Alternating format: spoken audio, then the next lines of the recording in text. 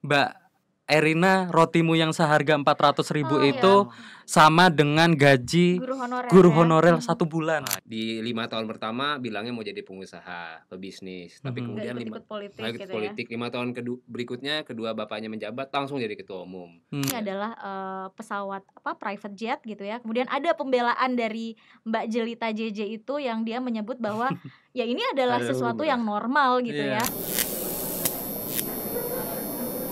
Oke, selamat datang kembali di podcast Di Atas Meja. Ini masih dalam situasi panas peringatan darurat yang sebagai bentuk protes publik ya ke rezim pemerintahan saat ini yang kacau balau.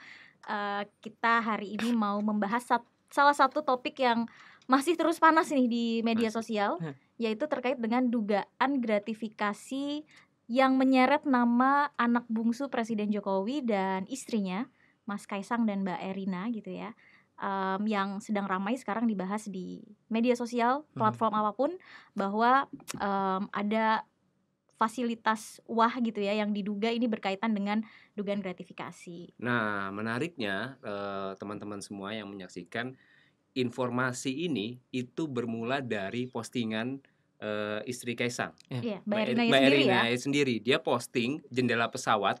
Nah, jendela pesawat kayaknya ini lagi mau flexing tipis-tipis gitu ya, lagi liburan dia flexing jendela pesawat, cekrek, post, dari situ kemudian skill netizen berkembang. Tapi mungkin gak lepas karena memang hal itu dilakukan di tengah situasi di Indonesia ya, di Jakarta dan beberapa kota lain, di mana protes publik tuh lagi besar-besarnya gitu terkait dengan situasi politik yang memang sangat mengkhawatirkan kan. Publik lagi marah dengan upaya melanggengkan dinasti politik Jokowi, makanya yang juga itu berkaitan dengan nama Kaisang itu sendiri. Betul. Mas Kaisang dan istrinya justru lagi pelesiran gitu ya. Kemudian posting lah di situ, makin kesel orang-orang. Ya. Jadi gitu. Nah, tapi ini kan di santer di media sosial tuh disebut gratifikasi ya. Sebenarnya gimana nih menurut Mas Diki Anandia, peneliti hukum ICW, apakah ini ada dugaan gratifikasinya atau seperti apa? Karena Mas Kaisang ini kan kita tahu sendiri ya. Betul. Memang dia mungkin punya keinginan untuk menjadi penyelenggara negara, diikut pilkada dan segala macam gitu ya. Iyalah, orang kemarin sampai bikin rupiah. Iya, tapi ya bisa dibilang saat ini dia belum bisa dikatakan sebagai penyelenggara negara walaupun dia adalah ketua umum partai politik. Nah, gimana nih Mas? Persis ya. Kalau ngelihat dari subjek dalam pasal 12 huruf B besar Undang-Undang Tipikor, kalau kita membacanya secara gramatikal dalam kacamata hukum yang positivistik ya, memang secara subjek Kaisang nggak bisa dijerat ya. Ini bahkan udah diklarifikasi, udah dikonfirmasi oleh KPK sendiri begitu ya, bahwa mereka nggak punya wewenang untuk melakukan upaya penanganan baik itu penyelidikan maupun penyidikan terhadap laporan dugaan gratifikasi yang diterima oleh Kaisang, karena tadi dia bukan penyelenggara negara. Tapi ini kan penting untuk dilihat sebagai situasi ya, atau satu kebiasaan di mana ini juga ramai juga kan di Twitter soal kebiasaan begitu ya, anak pejabat menerima gratifikasi.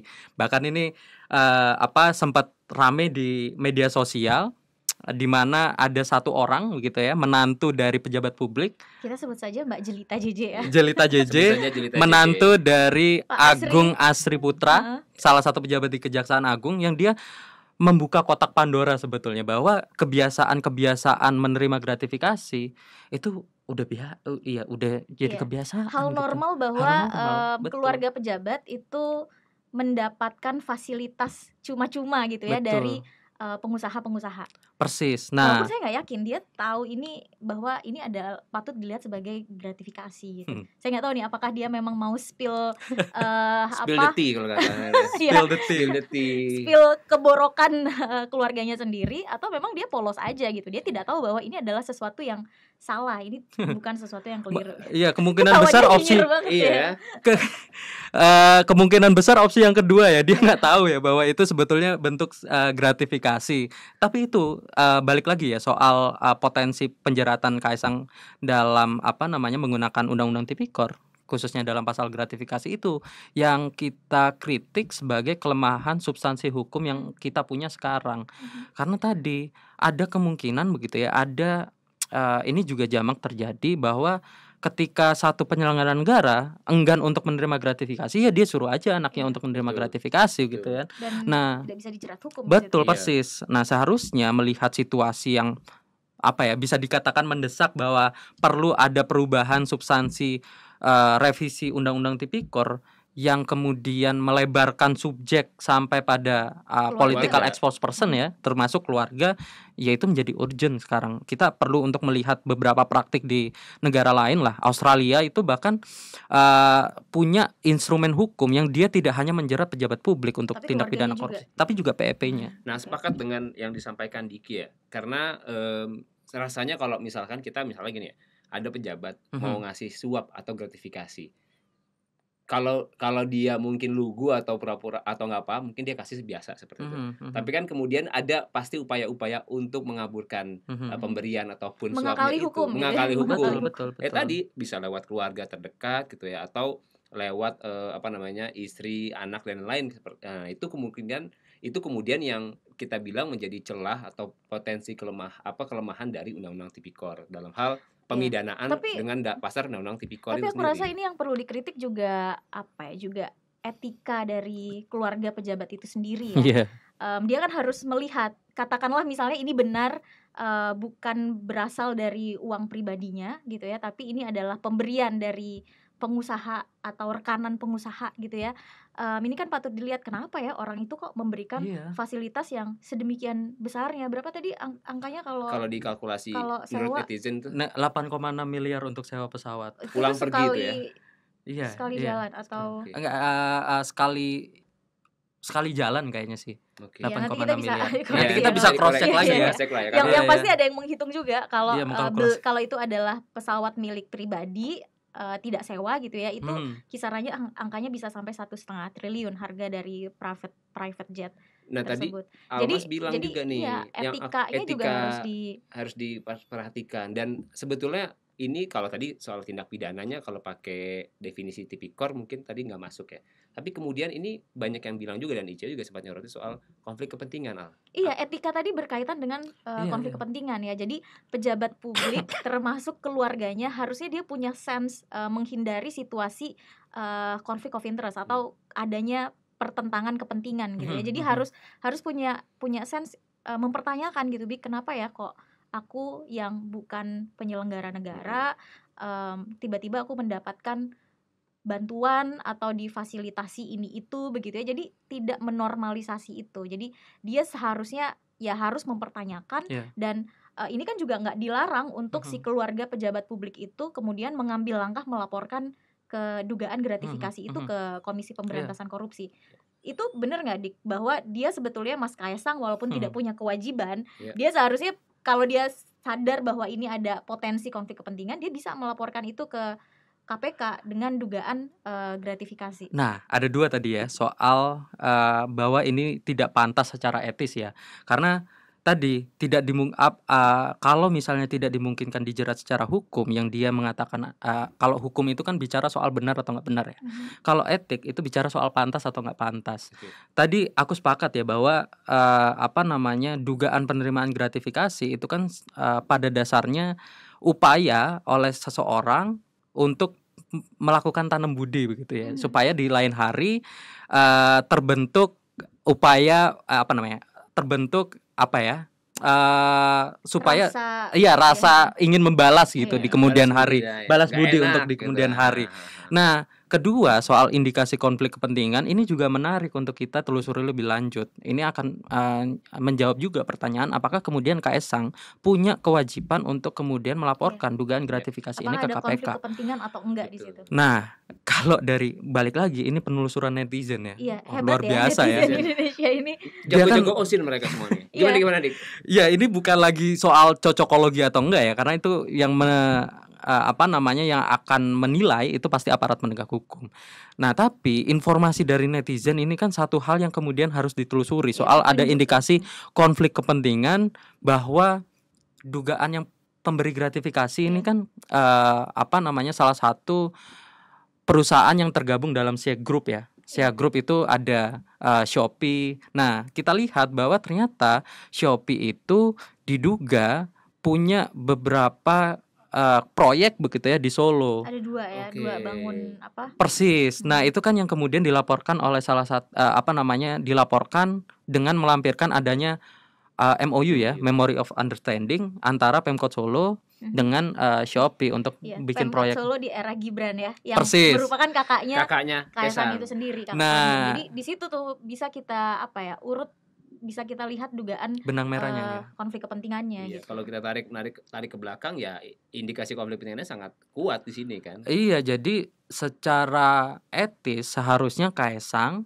harus menjelaskan kepada KPK bahwa ya ini nggak terkait dengan apapun gitu ya, nggak terkait dengan proyek di Solo yang di mana kakaknya jadi wali kota, atau pada saat running election misalnya, kalau misalnya dia ya kan santer diduga dia akan maju sebagai calon kepala daerah ya, meskipun nggak pada akhirnya gagal gitu. Oke, tapi gini Al, aku mau lanjut tadi ya soal etika. Sebenarnya kalau dalam kerangka konflik kepentingan dan korupsi ini kan kita juga banyak ya ICW ngulas soal ini konflik kepentingan. Mungkin masyarakat juga belum banyak yang sebenarnya paham betul gitu ya. Kalau kita lihat ya ini nggak korupsi. Tadi Mas Diki bilang nggak korupsi, tapi ini ada konflik kepentingan. Dari sisi etis ini nggak pantas. Iya. Nah, sebetulnya apa kelindannya konflik kepentingan dan korupsi yang sekarang ini ya banyak kita suarakan juga sebenarnya.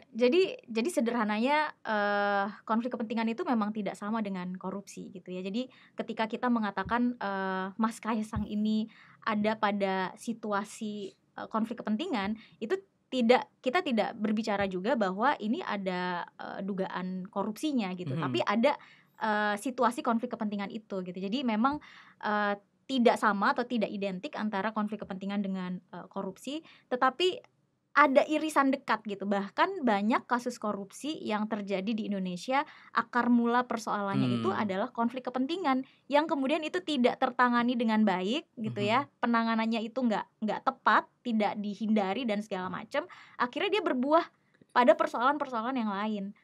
Korupsi, kemudian kalau di pengadaan barang dan jasa kita biasa melihat misalnya ada persekongkolan gitu ya, entah itu antara penyedia atau misalnya dengan pejabat negaranya dan sebagainya gitu. Jadi walaupun tidak sama dengan korupsi, aku rasa sih Big memang konflik kepentingan ini tidak bisa kita anggap sepele ya, karena dia bisa berbuntut panjang gitu.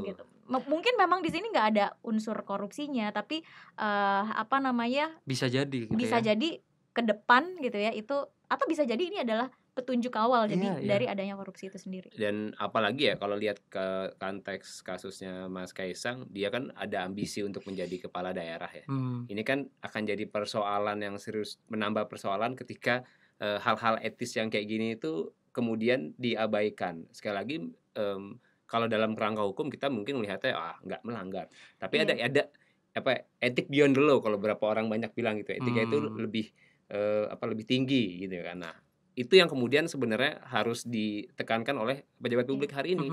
Tapi ini menarik ya Bik, maksudnya di tengah kritik publik yang sangat keras terkait dengan kondisi pemerintahan hari ini, di mana kemarin nyaris konstitusi itu dibegal, dicurangi dengan praktek penyusunan regulasi yang culas sekali di DPR.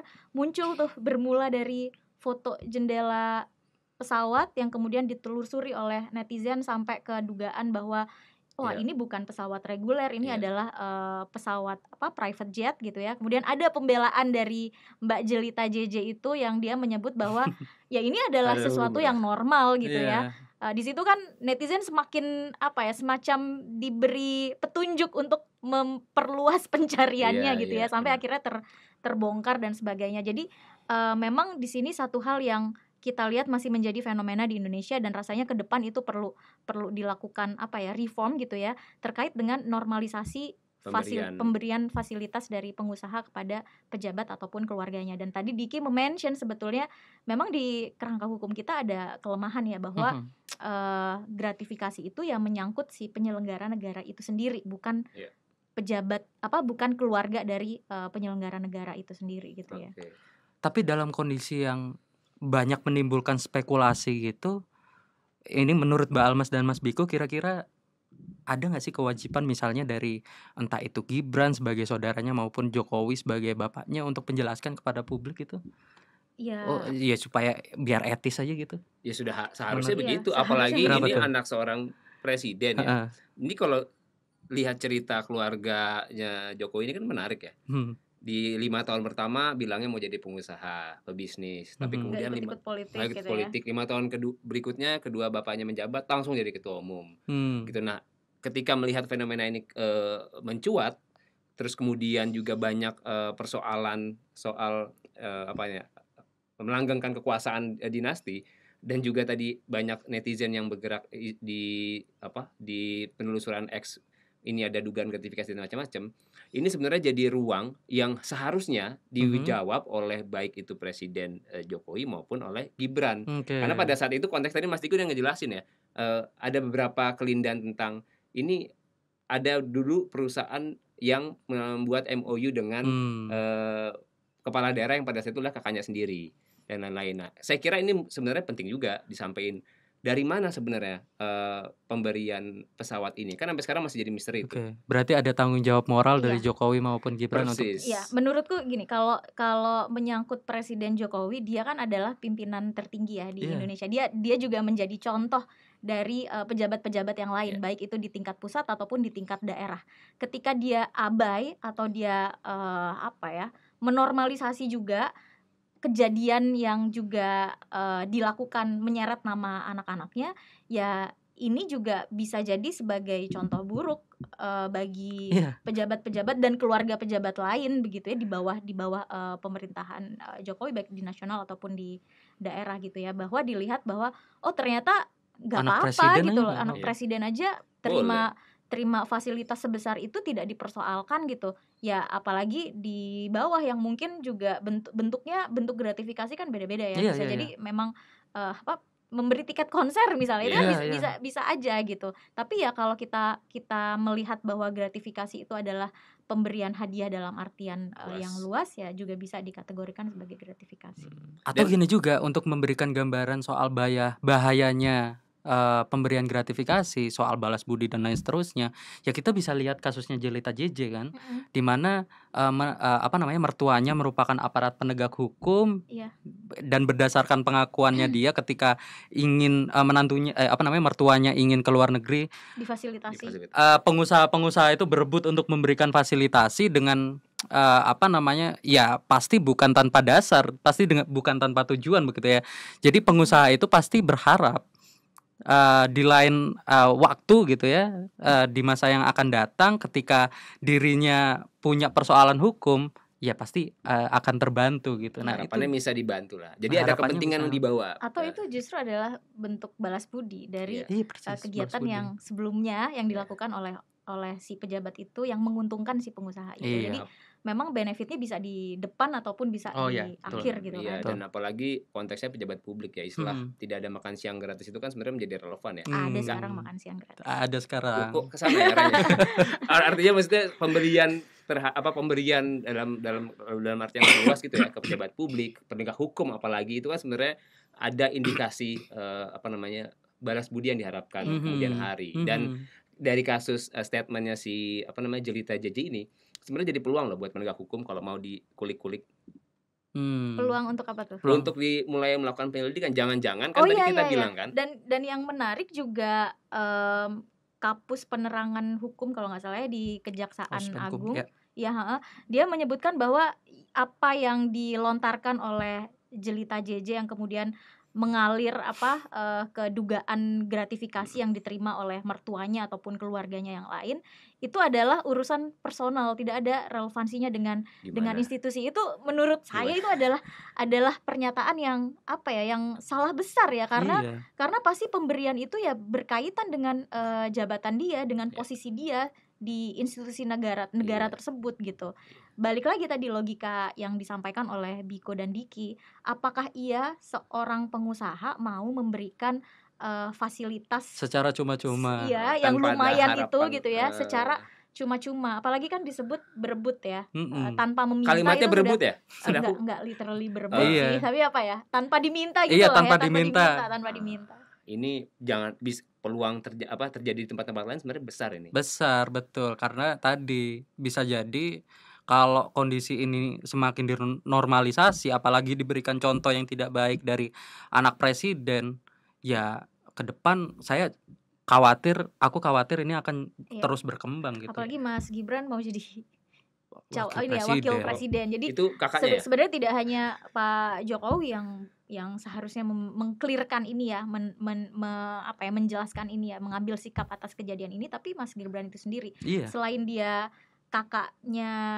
Kaisang Kaisang. yang juga namanya ikut terseret di kubangan kasus ini karena yang tanda tangan MOU itu ya diduga antara Pemkot Solo Solo. eranya Mas Gibran dengan PT Shopee gitu ya. Tapi juga ya itu tadi, dia adalah pemimpin kita di era pemerintahan Iya. besok ini 5 tahun ke Suka depan tidak gitu. suka mereka capres dan cawapres terpilih ya. Iya. Nah, tapi ada satu hal yang belum banyak orang ngeh Mhm. dari fenomena Mas Gibran dan Jelita JJ ini. Apa tuh? Kemampuan OSIN masyarakat atau netizen. Ini sadar nggak sih? Apa tuh OSIN? Hah? Apa tuh OSIN? Open Source Intelligence. Mas Diki pakar Ah. banget di sini nih. Nah, ICW itu sebenarnya juga punya mata kuliah soal itu loh. Jadi nanti masyarakat yang mau belajar bisa buka di Akademi Iya. Anti Korupsi ya. Iya. Akademi.antikorupsi.org. Jadi mungkin bisa dikatakan hikmah lain ya di balik peristiwa ini, kita semua masyarakat juga bisa ikut mengawasi ketika ada hal-hal yang memang dirasa janggal. Bayangkan dari Ya. sekedar foto kemudian berkembang kemana-mana dan itu akhirnya menjadi diskursus publik Iya. gitu sih. Tapi ini kan hasil tracking dari netizen sudah sedemikian hebat ya Dik ya. Tapi tadi Diki menjelaskan ada ganjalan hukumnya. Nah, sebetulnya endingnya itu kita bisa giring kemana sih? Nah, Karena ini kan ada ada satu perilaku menyedihkan yang terungkap di publik, tapi ini hasilnya tuh kita bisa bawa kemana gitu. Iya, alternatif lain kalau misalnya tadi KPK katakan bahwa mereka tidak berwenang untuk menangani dugaan penerimaan gratifikasi yang dilakukan oleh Kaisang. Sebetulnya kan kalau kita cermati lebih lanjut, Shopee yang kemudian diduga memberikan fasilitas pesawat jet pribadi itu kepada Kaisang gitu ya. Itu kan sebetulnya perusahaan Singapura begitu ya. oke. Terus dia juga tergabung dalam C Group. Ya, namanya C Group ya.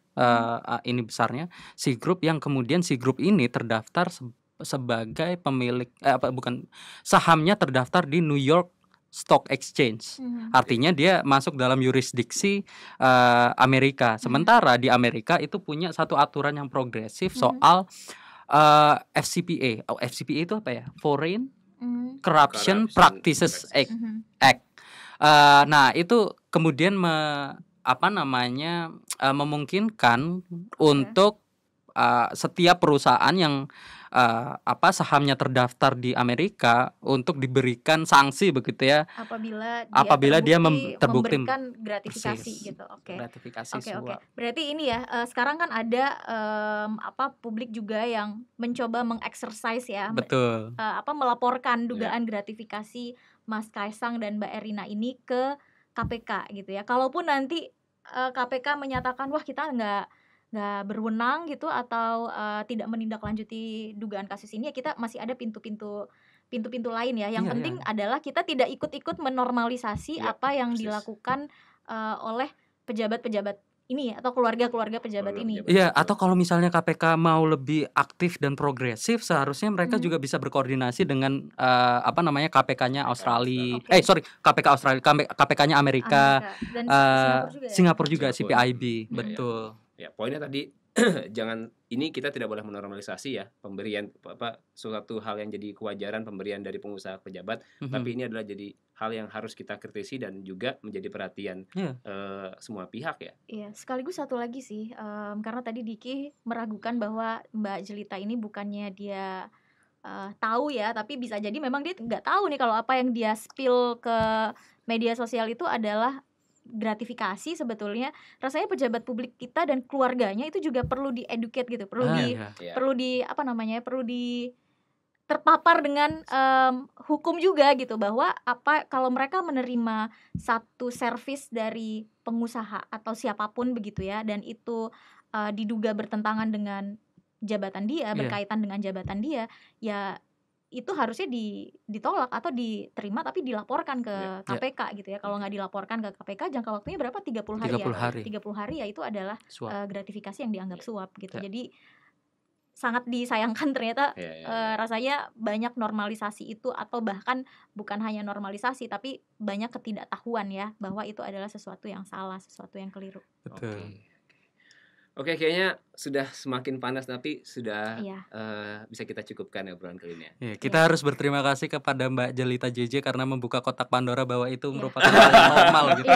Dan sekaligus netizen ya. Dan Dan tidak hanya itu, ini juga ibaratnya luka itu kayak ada jeruk nipis ya gitu. Kita ini bikin publik sebetulnya semakin marah karena ternyata di tengah situasi ekonomi yang tidak menentu. Kemarin ada berita soal UKT yang tinggi, kemudian biaya sekolah yang masih banyak pungutan liarnya, di sektor kesehatan juga begitu gitu ya. Ternyata pejabat kita ya dengan enak-enaknya mereka menikmati fasilitas-fasilitas yang seharusnya mereka tidak nikmati gitu. Intermezzo dikit, ini sebetulnya ini ironis sih, karena waktu aku ikut aksi di Jogja, ada yang bawa tulisan gitu ya, spanduk gitu, Mbak Erina, rotimu yang seharga 400.000 itu sama dengan gaji guru honorer 1 bulan. Nah, itu jadi satu hal yang ironis. Ya itu tadi yang Alma sampaikan, di tengah situasi ekonomi yang sulit, pendidikan masih dipungut biaya dan UKT juga mahal, masyarakat melihat fenomena flexing tipis-tipis itu kan kemudian membuat kita marah gitu ya. Tambah ya jadi masuk akal ya peringatan darurat ini kemudian disuarakan gitu ya. Jadi sekali lagi ini bukanlah hal yang normal gitu ya bagi pejabat publik gitu ya. Ada hal etis yang harus dipegang gitu. Kalau pejabat publik bukan etis lagi, hukum itu. Hukum bahkan ya. Dan ini ya, semoga ke depan juga semakin banyak yang flexing tipis-tipis, jadi publik juga banyak melakukan tracking dan membongkar sisi gelap dari pejabat kita dan keluarganya. Mungkin itu dari obrolan kita hari ini. Sampai ketemu lagi di podcast Di Atas Meja. Terima kasih Biko, Diki. Terima kasih Alma. Oh iya ya. Oke, makasih semuanya.